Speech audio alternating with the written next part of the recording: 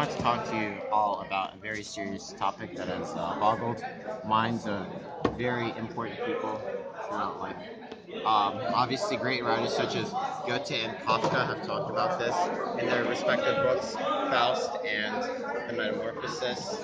But back to you, Tom. I have to say, the non, the fictionary works of art that you've described are very fiction. They are. I appreciate them as pieces of art, but Back to you, they Tom. serve. Back to you, Tom. They They're serve. not very fiction. They are fictional. They serve no scientific or greater meaning in our society. I mean, think about it.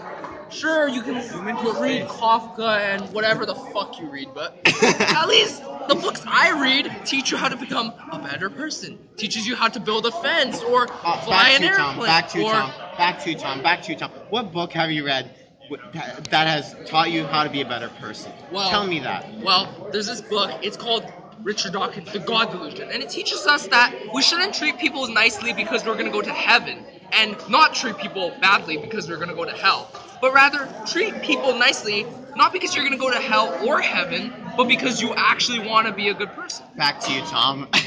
So, actually, morality is a very important issue Back to you, that has Tom. been discussed Back by a lot to of you, philosophers, Tom. including Back Socrates to you, and.